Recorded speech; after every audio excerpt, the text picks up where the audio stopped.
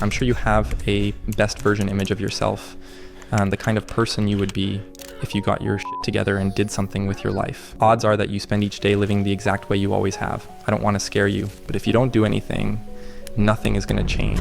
Or change a little, or change something, or don't change. It's choice time. You can do whatever you want. If you want to get ahead in life and achieve your goals, you need to get your dopamine baseline in order. You don't go back down to baseline, you go below baseline. As you know, in today's world, attention is the real currency, and many big businesses are catering to it. Trust me, I experienced this firsthand. We all should guard our dopamine peaks very carefully. A little bit goes a long way, a lot goes even further, but it also takes you down deeper afterwards. I used to constantly get distracted throughout my day. I kept searching for that extra like on social media, or found myself getting entertained on TikTok for hours. But this was my old me. I have changed, and I hope I can help you a little too. This is why today I'm going to explain to you how you can beat one of the biggest threats to a fulfilling and productive life. I also request that you dedicate some time to fully pay attention to this video and avoid playing it in the background. After all, what I'm about to say has the potential to change your world as you know it. Listen, brother, if you want to increase your chances of success, you need to understand the key principle of dopamine detox. You see, when I was a kid, I really hated getting bored, and it was the worst feeling ever, and I wished that there was something interesting to do. Well, everything changed when I got my first smartphone and access to the internet. It felt like a dream come true. Boredom became a thing of the past because there was this whole new world out there for me to explore. I'm sure you also remember the early internet forums, MSN chat rooms, the many interesting websites, and in the rise of YouTube and Instagram, they were all amazing for me, as they probably were for you. But I didn't realize until too late that all this wasn't free. It came at a price that only grew more expensive the older I got. Yes, I was able to find happiness in technology on the internet, but it hijacked my pleasure center. That was the price. Few things outside the internet really stimulated me. Like in some ways, I had let my smartphone own me. If this sounds like something you are going through, then it's a good thing you are watching this, because I found a way out, and I'll be showing you how very soon. You see, whatever hopes and dreams I had for my future became secondary objectives in my life. Rather than making time to improve myself, I would find myself spending that time on the internet, filling my brain up with sources of cheap dopamine. For example, video games were my kryptonite. I would get into them so easily, and it was like they opened up a box of dopamine in my brain. It felt like so much fun, so easily. Let me tell you, I was hooked. I know I'm not the only one who's gone through this. Thankfully, people are waking up. It's never been more clear that we live in an always-on world. So the need to beat an addiction to the digital world is critical. Of course, you can't do anything without a proper plan, and I'm going to come to that, but let me know first in the comments below what made you decide to get your life into place.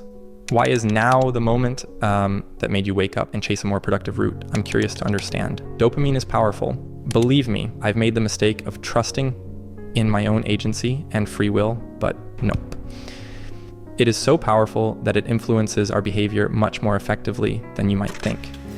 Now, your brain develops priorities in large part based on how much dopamine it's going to get. This is why you need a bulletproof plan of action. No plan survives first contact with the enemy, and easy dopamine is Mike Tyson. I ran across this book by Stephen Covey, 7 Habits of Highly Successful People, where he mentioned to begin with the end in mind. Such a powerful phrase, in my opinion. This is one of my favorite steps from his book, because it gets right to the heart of why attempts to turn over a new leaf often fail. There were so many moments in my life where I would set a goal and then get too caught up with all the secondary objectives that I set. It would often end up with me forgetting why I was even doing anything in the first place. This is why, if you want to be successful with a dopamine detox, you absolutely need to keep your motive constantly in mind. So in my life, instead of worrying about the details, I worked on visualizing how the new me, free from easy dopamine, would live. This simple act made things far easier, and I'm sure it will for you as well. But that's just the first step. Having a bulletproof plan for your dopamine reset will require more. And a good example is self-monitoring. It was easy for me to feel like I was sticking to my plan, but it would have been more effective if I had started tracking what I did throughout the day. After a lot of experimenting, I found 3 key areas that really needed to be watched. 1, the number of easy dopamine sources I cut. 2, the number of healthy alternatives I started. And 3, the number of withdrawal symptoms I experienced, you could argue that this takes away from keeping the end in mind, but you can certainly do both.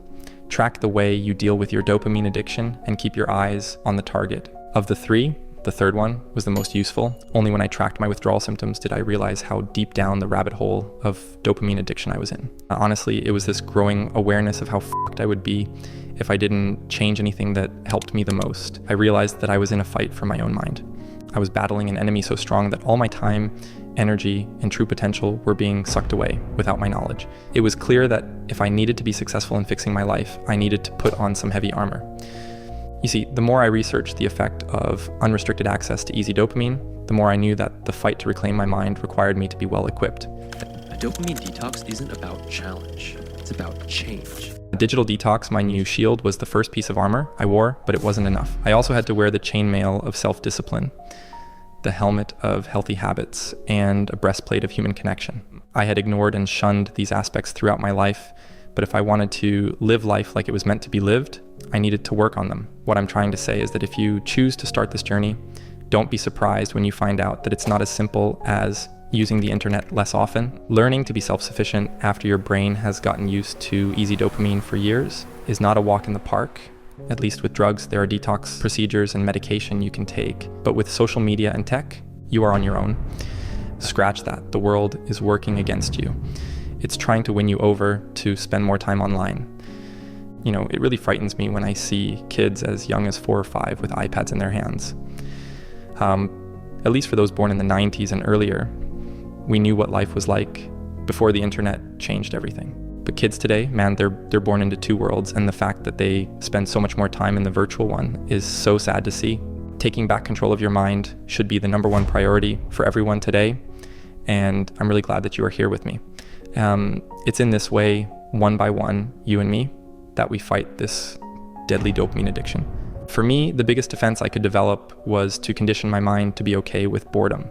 This was my biggest challenge, and telling myself that it was okay to sit in boredom was crucial. I found that the need to escape boredom, my old childhood weakness, was a big reason why I couldn't stay disconnected for more than an hour or 2. It was hard, very hard. I would tell myself, okay, this is going to suck, but that's fine. Let it suck. I can do this. But after 20 minutes of trying, I was itching to pick up my phone and open Instagram. I resisted. I failed. I tried again. Half an hour later, back to doom scrolling. I tried to uninstall apps, but I would soon reinstall them. This is what it will look like if you have never tried to stay away.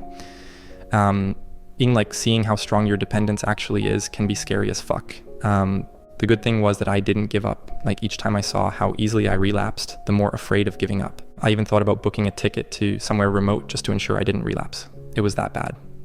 Something super interesting was also happening while I was struggling. My behavior started to change. I was getting irritable and frustrated at random things. It was horrible not just for me, but for everyone around me. I thought of giving myself a small break, but somehow resisted, and I'm so glad I did. After a few weeks of this struggle, something changed. I started noticing that getting stuff done at work felt smoother. I didn't feel any of the usual lethargy and sluggishness that would come to me after a few hours of work. Normally when I got home, it would be 7 p.m. and I'd want to crawl into bed and binge the rest of the night away on my phone. But now I didn't want to. I felt charged and alive.